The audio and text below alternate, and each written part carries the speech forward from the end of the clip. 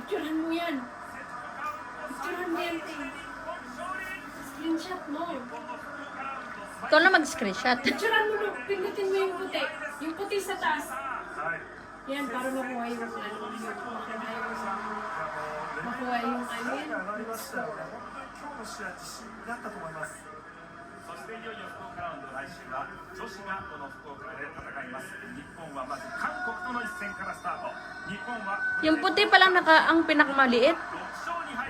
Silibiro nga lang yun, receiver nga lang yun. Pagka nasa back row ang middle blocker, pinapalitan niya. Kaya nakikita mo, laging nawawala si Onodera at si